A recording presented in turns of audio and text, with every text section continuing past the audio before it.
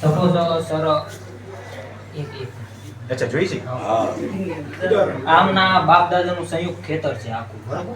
હવે આમાં છે ને બે ભાગ થયા વાસ્તવિકમાં આમ. હવે આ એક ભાગ અને આ એક ભાગ, બરોબર. આ સાઈડનો ભાગ એમના ખાતામાં, આ સાઈડનો ભાગ બીજા ખાતામાં. હવે જે બીજા ખાતા વાળો ભાગ છે ને એ મેં વેચાતો લઈ લીધો, બરોબર. બટ ઓન પેપર સર આમ ભાગ આડા ભાગ. હા હા સમજી ગયો.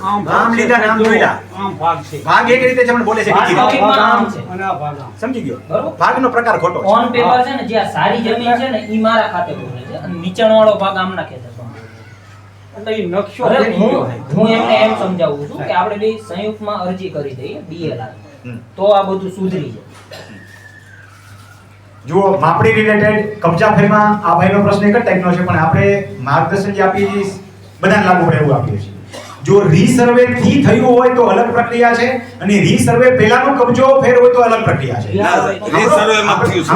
આપણે બે માહિતી આપી દીધી એટલે બધાને પૂરી માહિતી ઉપયોગી થાય. આ બધું રીસર્વેમાં કે જો રીસર્વે પહેલાના કબજા ફેર હોય તો દસ્તાવેજો કે નહીં સુધરે.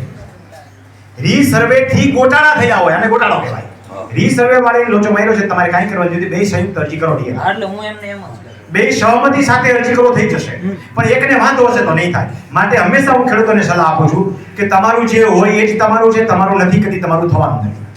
માટે રોડ ઉપરની જમીન આપણી આવી ગઈ હોય જે આપણી છે જ નહીં, તો એવું નહીં માની લો કે રોડ ઉપરથી મારી થઈ જાય, કોઈથી નહીં થાય. સુધારી લ્યો રેકોર્ડ. એના માટે એક જોબ કરીને વાત પૂરી કરું. જવાબ તો મેં આપી દીધો તમને. એકવાર છે ને વ્યાસ સાહેબ ક્યાં ગયા, નજીક આવો. આ વ્યાસ સાહેબ છે ને, હું કુંભના મેળામાં ગયો. હવે એ તો વર્ષોથી મને ઓળખે એટલે ઘરવાળી ખોવાઈ ગઈ. કુંભના મેળામાં આવું થાય છે ને, છોકરાને ઘરવાળી ખોવાઈ એટલે પોલીસ સ્ટેશને ગયો. આવો પીઆઈ હતો મને કે આમાં ઘરવાળી કેમ ગોત દેવી, વર્ણન કરતો કે કેમેરામાં જોઈને ગોતી દઈએ. મેં કીધું હાઈ ક્લાસ ઐશ્વર્યા રાય છે, આટલા લાંબા વાળ, સિલ્કી વાળ, એકદમ રૂપાળી, હિરણ જેવી આંખો. આ સાઈડથી નો રહેવાનું. મને કે રમણીભાઈ આટલી બધી રૂપાળી ક્યાં હતી? મેં કીધું હારી ગોતી દે, તમને કઈ વાંધો છે?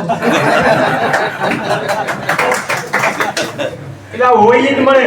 સારું વર્ણન કરવાથી કઈ સારું ન મળે. હા આપણું ટાટા ઠાઠું હોય તો ઈ જ રે.